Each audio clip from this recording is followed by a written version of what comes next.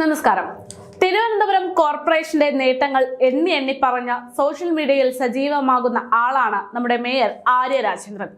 കാര്യം ഒരു കാലത്ത് കമ്പ്യൂട്ടർ വിപ്ലവത്തെ പാടെ എതിർത്തിരുന്ന പ്രസ്ഥാനത്തിന്റെ ഒരു പ്രതിനിധിയാണെങ്കിൽ പോലും മേയർ നാടോടുമ്പോൾ നടുവേ ഓടുന്ന കൂട്ടത്തിലാണ്.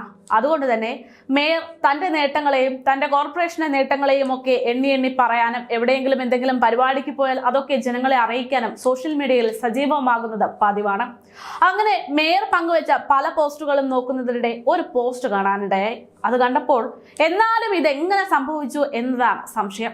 അതായത് ഏറ്റവും മികച്ച കുടിവെള്ള വിതരണത്തിനും സെപ്റ്റിക് ടാങ്ക് മാലിന്യ നീക്കത്തിനും ഒക്കെയുള്ള അംഗീകാരം നേടിയെടുത്തിരിക്കുന്നത് തിരുവനന്തപുരം കോർപ്പറേഷൻ എന്നാണ് മേയർ ആര്യ രാജേന്ദ്രൻ പറയുന്നത്. അതായത് പോസ്റ്റിൽ പറയുന്നത് ഇങ്ങനെയാണ്: കേന്ദ്ര സർക്കാരിന്റെ HUDCOയുടെ നഗര സദ്ഭരണത്തിലെയും സാനിറ്റേഷൻ വിഭാഗത്തിലെയും 2 പുരസ്കാരങ്ങൾ തിരുവനന്തപുരം നഗരസഭയാണ് കരസ്ഥമാക്കിയതെന്ന്.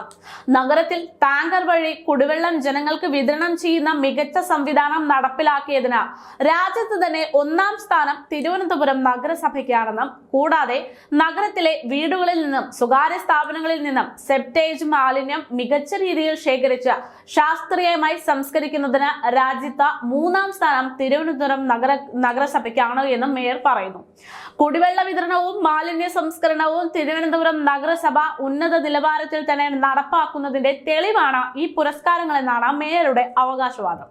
നഗരത്തിൽ ജനങ്ങൾക്ക് മികച്ച സേവനങ്ങളുമായി നഗരസഭ മുന്നോട്ട് പോകുകയാണ് എന്നൊക്കെ മേയർ പറയുമ്പോൾ, എന്നാൽ കുടിവെള്ള വിതരണവും മാലിന്യ സംസ്കരണവും തിരുവനന്തപുരം നഗരസഭയിൽ ജനങ്ങൾക്ക് മികച്ച സേവനങ്ങളുമായി നഗരസഭ മുന്നോട്ട് പോകുകയാണ് എന്നൊക്കെ മേയർ കുറിപ്പിൽ പറയുന്നുണ്ട്. എന്നാൽ കുടിവെള്ള വിതരണവും മാലിന്യ സംസ്കരണവും തിരുവനന്തപുരം നഗരസഭ ഉന്നത നിലവാരത്തിൽ തന്നെ നടപ്പിലാക്കുന്നു എന്നതിന്റെ തെളിവാണ് ഈ പുരസ്കാരങ്ങൾ എന്ന മേയർ പറയുമ്പോൾ, മേയറുടെ വാക്കും മേയറുടെ ചുറ്റും നടക്കുന്ന കാര്യങ്ങളും തമ്മിൽ ബന്ധിപ്പിച്ചു നോക്കുമ്പോൾ അത്ര കണ്ട പൊരുത്തമില്ലല്ലോ എന്ന അഭിപ്രായത്തിലേക്ക് എത്തുകയാണ് പൊതുജനങ്ങൾ.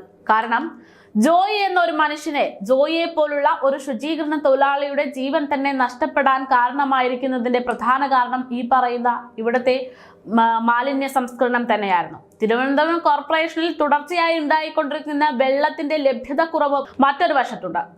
ഇതൊക്കെ നിലവിൽ നിൽക്കുമ്പോൾ മേയറുടെ വാക്കും യാഥാർത്ഥ്യങ്ങളും തമ്മിൽ എന്താണ് ബന്ധമെന്നാണ് പലർക്കും തോന്നുന്നത്. പിന്നെ വാക്കും പ്രവൃത്തിയും തമ്മിൽ മേയർക്ക് പണ്ടേ ബന്ധമില്ല എന്നത് നമുക്കറിയാവുന്ന കാര്യമാണ്. അതുകൊണ്ട് മിണ്ടാതിരിക്കുന്നതാണ് ഭേദം. പക്ഷെ ഇതൊന്നും കാണുമ്പോൾ സംസാരിക്കാതിരിക്കാൻ തോന്നില്ല. അതായത് മേയർ മാതൃക എന്ന് പറയുന്ന അതേ വിഷയത്തിൽ, അതേ സ്ഥലത്ത് ഒരു മനുഷ്യൻ, അതും ജീവന് വേണ്ടി, അതും ജീവിക്കാൻ വേണ്ടി കുപ്പ കോരാനെത്തിയ ഒരു മനുഷ്യൻ അതിദയനീയമായി മരണപ്പെട്ടത് നാം കണ്ടതാണ്. മാലിന്യ കൂമ്പാരങ്ങൾക്കിടയിൽപ്പെട്ട് അയാൾ ശ്വാസം മുട്ടിമരിച്ചത് മേയർ പറയുന്ന അതേ മാതൃകാപരം എന്ന് പറഞ്ഞ വിഷയത്തിൽ തന്നെയാണ്. തിരുവനന്തപുരം കോർപ്പറേഷനിലെ ശുചീകരണ മേഖലയിൽ വന്ന അപാകത കൊണ്ട്.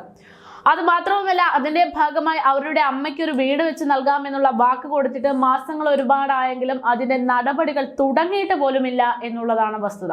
അപ്പോൾ ഇത്തരത്തിൽ വലിയ പ്രശ്നങ്ങൾ ഉണ്ടാകുമ്പോഴാണ് മേയർ ഈ കാര്യങ്ങളൊക്കെ വലിയ മാതൃകാപരമായിട്ടാണ് എന്ന് പറഞ്ഞുകൊണ്ട് മേയറേയും കുറ്റം പറഞ്ഞിട്ട് കാര്യമില്ല. ഇതിനൊക്കെ അവാർഡ് നൽകാൻ ആളുകളുണ്ട്. അപ്പോൾ അവർ അവാർഡ് നൽകുന്നവർ ഇത്തരത്തിലുള്ള പ്രശ്നങ്ങളൊക്കെ ഒന്ന് പരിഗണിച്ചിരുന്നുവെങ്കിൽ നന്നായിരുന്നു.